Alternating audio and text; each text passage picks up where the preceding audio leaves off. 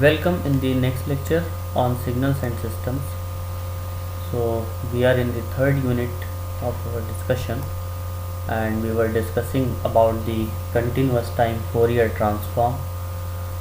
Okay, so we'll just continue in the same direction and we'll try to solve some more problems related to the Fourier transform.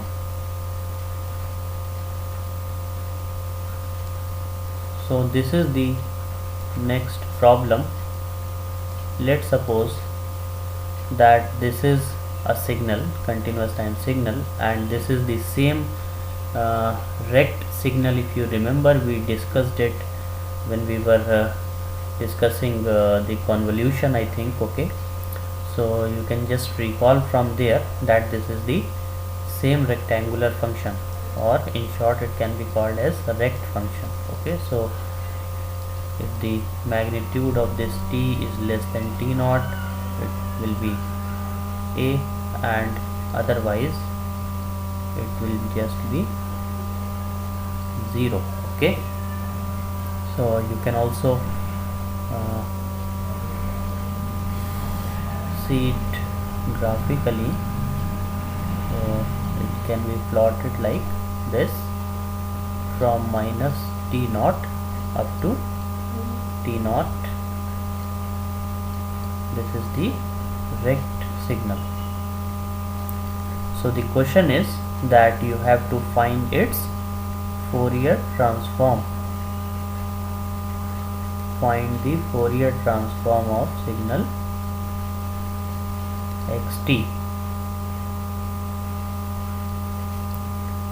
So start writing the mathematical formula for calculating the Fourier transform.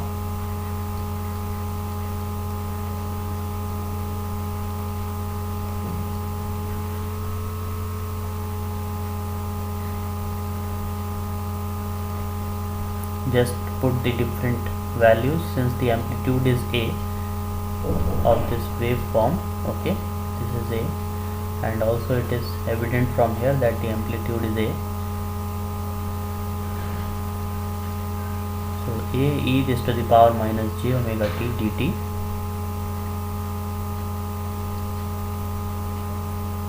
So it will be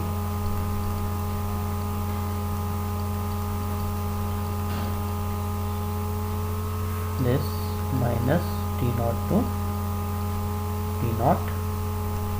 Okay,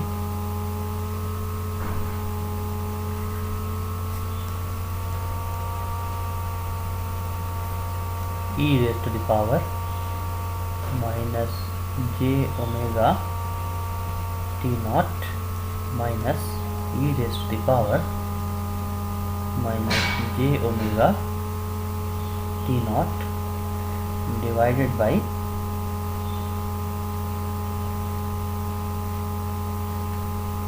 two j. So if there is 2j here, then this will not be present. Okay, so simply it will be 2a upon omega e raised to the power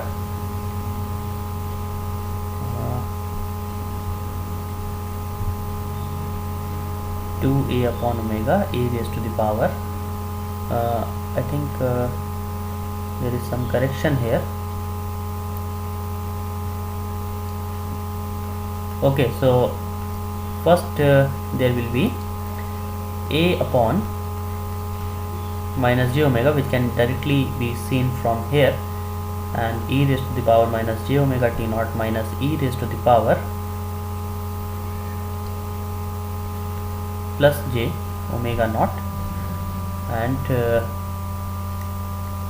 there will be no denominator first of all here. Then in the next step we can simplify it as 2a upon omega e raised to the power j omega t naught minus e raised to the power minus j omega t naught divided by 2j. Okay, So now in the next step, as you can see here that this is forming a sine signal, so we can write here in the next step that this is equal to 2a upon omega sine omega t naught. Now after this step we will do some adjustment or some manipulations in this obtained signal to just have this in some more standard form. Okay, so this can be written as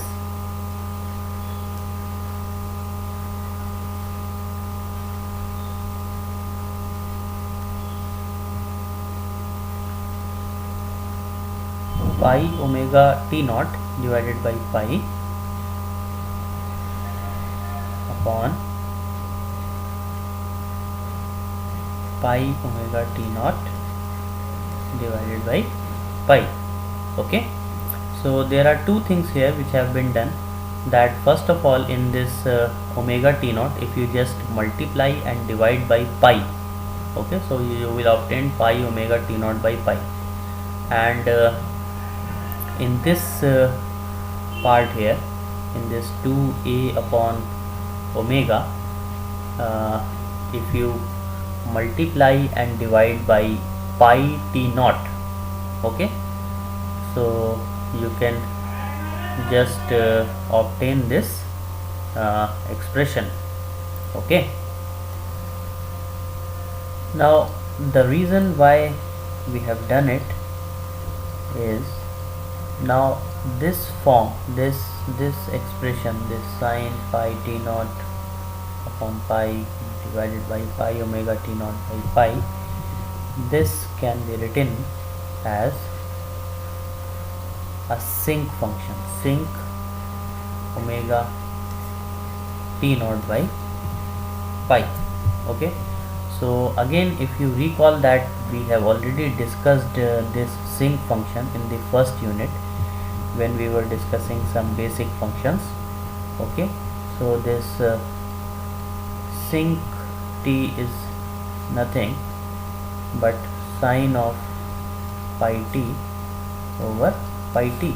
Okay, so you can just recall from there. You can also just see that lecture as well where we have discussed this sinc function. So this whole thing can be written as sinc of omega t naught by pi. Now what you get from here in this problem, that the Fourier transform of this signal, that is a rect t upon twice of t naught, is this sinc function, which is twice of a t naught sinc omega t naught by pi. Okay, so this is a standard Fourier transform pair. If there is a rect signal, its Fourier transform will be a sinc signal. So you can also see that this twice a t naught is nothing but the area of the rectangular pulse. Okay, so that rectangular pulse which we have drawn here, so if you look at the area of this rectangular pulse, it will be 2 into a into t naught. So this will be area into sinc omega t naught by pi. Okay,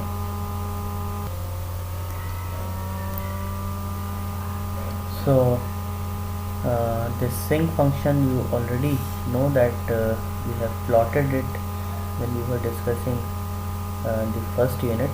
The waveform of the sinc function will be something like this. So I am trying to draw it, otherwise for more accuracy you can see in the book. Okay, so this will be symmetric, this will be symmetric obviously. So this, if this is omega, this this peak point will be twice a t naught. Okay, and this first crossing will be pi upon t naught. This second crossing will be 2 pi upon t naught. Similarly, here in the negative direction, this will be minus pi upon t naught. This will be minus 2 pi upon t naught. So this is the plot of this sinc signal, and if you have to plot the magnitude spectrum of it, that is the magnitude of this x omega. So it is simple that whatever negative part is being coming here, that will be positive, so it will be something like this. Okay, and similarly here also there will be no negative part, only positive part will be there. So that is, this point will be twice of a t naught. This is pi upon t naught. This is 2 pi upon t naught. Similarly, this is minus pi upon t naught. This is minus of 2 pi upon t naught. Okay, so this is the magnitude spectrum for it. This is the magnitude spectrum, and this is the Fourier transform of xt, or rect signal, you can say.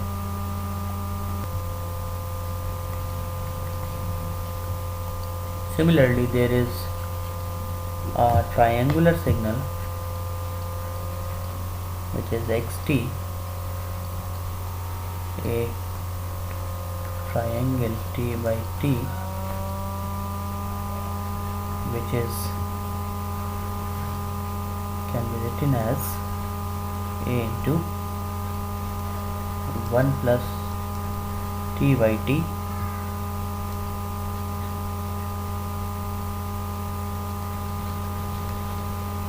in this range, and a into 1 minus t by t for some other range, and for all the other values it can be written as 0. Okay, so you can also plot this. Let's suppose that this is the triangular function. If this is a, this is minus t, this is plus t. Okay, so again the question is that find the Fourier transform of xt. So you can just start writing the formula for evaluating the Fourier transform, like infinity integral minus infinity to infinity xt e raised to the power minus j omega t dt, and then you can put the different values as well as the limits for the integral. Okay, so just according according to the way in which the signal is defined, you can put the different values here. Okay, so it is 1 minus t by t e raised to the power minus j omega t dt. Okay, because in this range from 0 up till this t, this function is defined as a into 1 minus t by t. So from limit 0 to t it will be this, and for negative part, that is from minus t up to 0, this is a into 1 plus t by t. So this will be defined in this way. Okay, now that you have put the values and the limits, you can now solve this integral to obtain the Fourier transform. So if you simplify it, it will be 0 to t a into 1 minus t by t e raised to the power j omega t dt plus 0 to t and a into 1 minus t by t e raised to the power minus j omega t dt.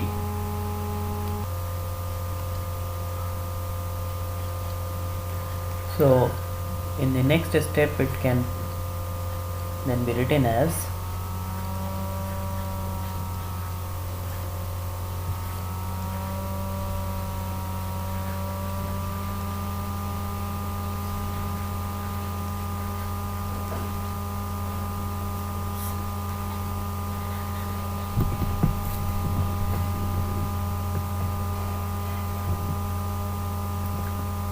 so in the same way it can be solved, and the final expression which you should get after solving this should be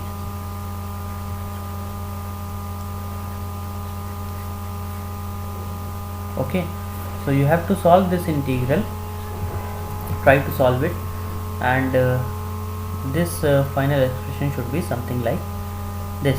Now again, after getting this expression, we can just modify it again to obtain it in the form of a sinc signal.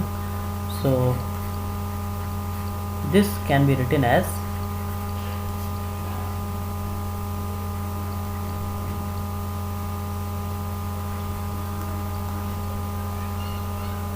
first you can just transform into this sine square from cos just by using a trigonometric identity.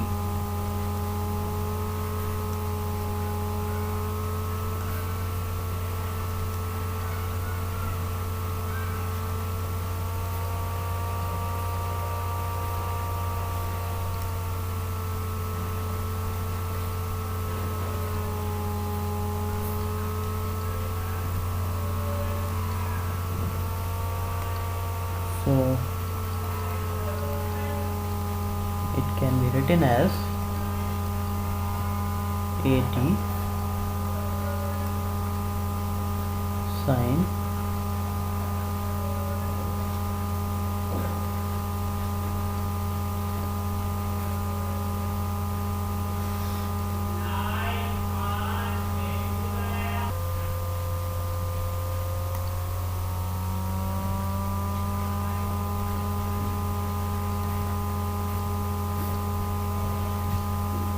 So after writing it in this way, now you can just write it in the form of sinc signal,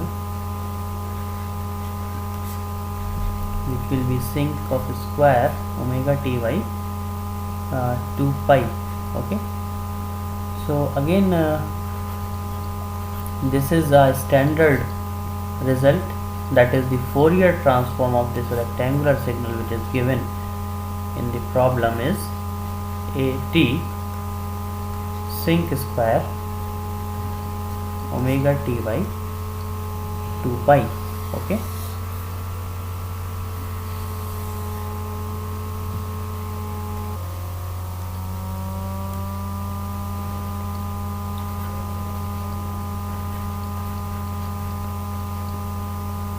consider one more problem, which is xt equals to cos omega naught t.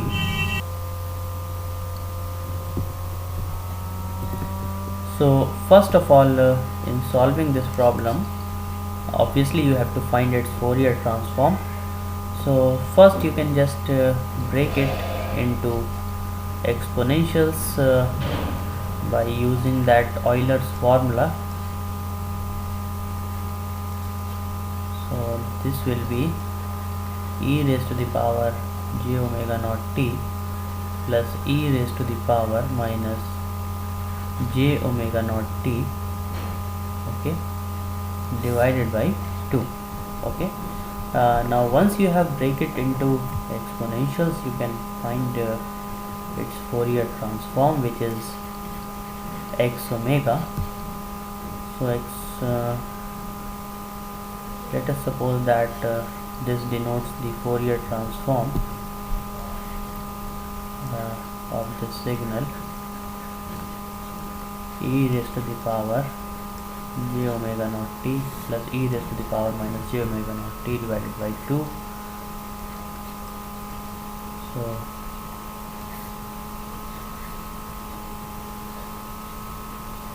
that means you have to find the Fourier transform of these exponential signals.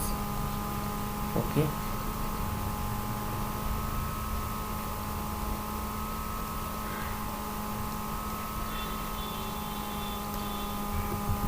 so since this 2 can be taken out as a constant, it is taken out outside. Okay, and you have to find the Fourier transform of separately these two exponential signals. Okay, so if you recall that in the previous lecture we have shown that the Fourier transform of this e raised to the power j omega naught t, it will be 2 pi del omega minus omega naught. Okay, so you can just look the previous lecture. So we can directly use the result of that here, that is e raised to the power j omega naught t as the Fourier transform of 2 pi del omega minus omega naught. And in the same problem we have also discussed that the Fourier transform of e raised to the power minus j omega naught t will be 2 pi del omega plus omega naught. Okay, so you can just use the result of that problem here. So it can be simplified to pi del omega minus omega naught plus del omega plus omega naught. So that means that the Fourier transform of this cos omega naught t consists of two impulse signals which are located at omega naught and omega minus omega naught. So this is the result. It can be written like this, and it can also be shown in the graphical manner. One impulse is here, let's suppose, the other impulse is here. This is minus omega naught, this is plus omega naught. Okay, and the amplitude that is this amplitude, this will be pi. Okay, so this is the Fourier transform of cos omega naught t. Similarly, you can also try to find out the Fourier transform of sin omega naught t.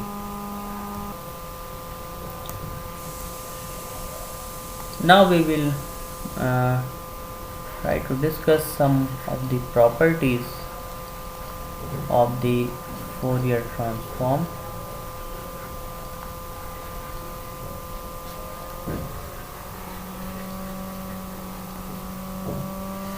So as the Fourier series has some properties, in the same way there are also some properties just to reduce the complexity of the evaluation of the Fourier transform. So similar to the Fourier series case where we have used a notation there, so we will also use a notation here, that is xt and x omega. This is representing a relationship between the two signals. This is a time domain signal and this is a frequency domain signal, obviously. Okay, so this is this is a particular signal and this is its Fourier transform. Okay, so we will use this notation in discussing the properties. So first is the linearity. So if there are two signals, x1t having the Fourier transform of x1 omega and x2t having the Fourier transform of x2 omega, then a times x1t plus b times x2t, where a and b are some constant values, then this will have the Fourier transform of a x1 omega plus b x2 omega.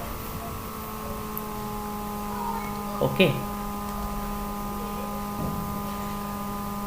next property is the time shifting property.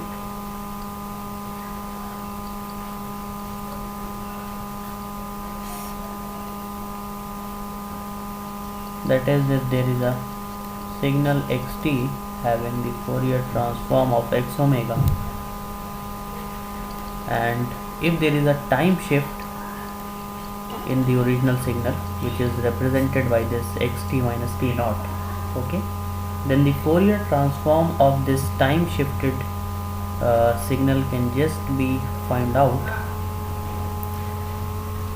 by multiplying the original Fourier transform with this term e raised to the power minus j omega t naught, where this t naught is the same time shift as here. Okay, so one of the important thing which you can see from this property is that although there is a time shifting here in this signal, but the magnitude of the Fourier transform will remain same. So x omega, that is the magnitude, will remain same. Okay, next property is the frequency shifting property. So again, if xt is any signal with x omega as its Fourier transform, then if the original signal is being multiplied with an exponential signal e raised to the power j omega naught t, then the Fourier transform will get shifted. That is, there will be a shifting in frequency domain signal. Okay, so this frequency shift, actually it just corresponds to the multiplication in time domain by a complex sinusoidal signal whose frequency is equal to the time shift. Okay, so in both ways you can understand this.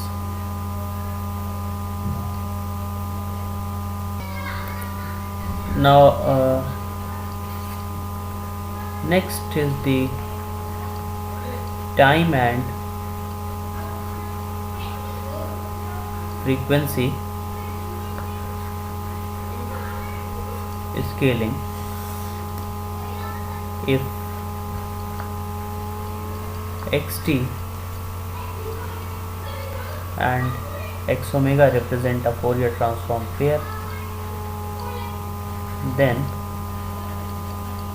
x of at will have the Fourier transform of 1 upon mod a, where this is the magnitude of this, and x omega by a. Okay, so this is called the time and the frequency scaling. So one thing from this property you can see that the time compression of a signal will result in its spectral expansion. Okay, so you know that when there will be time compression and when there will be time expansion. Okay, so if this value of a is greater than 1, you know that the time compression will take place. So if this value of a is greater than 1, then this will result in the expansion of the spectral expansion, that is in the frequency domain, and vice versa of it, that is the if there is time expansion of this signal, then it will result in the spectral compression.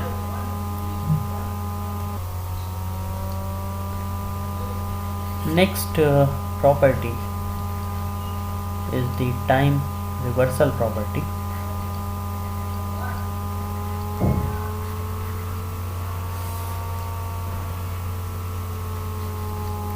So again you can see from here that if xt and x omega are a Fourier transform pair, then x of minus t will have the Fourier transform of x of minus omega.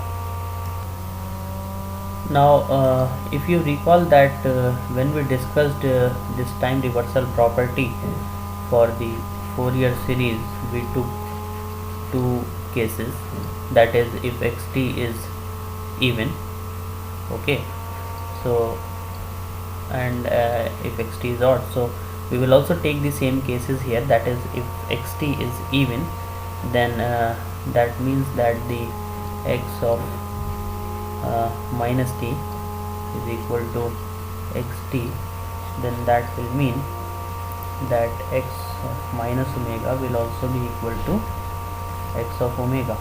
And the second case is, that is if xt is odd, that is x of minus t is equal to minus of xt, then the Fourier transform x of minus omega will be minus of x omega. Okay, so that means that if xt is even, then the Fourier transform will also be even, and if xt is odd, then the Fourier transform will also be odd. Okay, so now this is all about which we have to discuss in this lecture. There are some more properties which are there to discuss, that we will discuss in the next lecture. Thank you very much.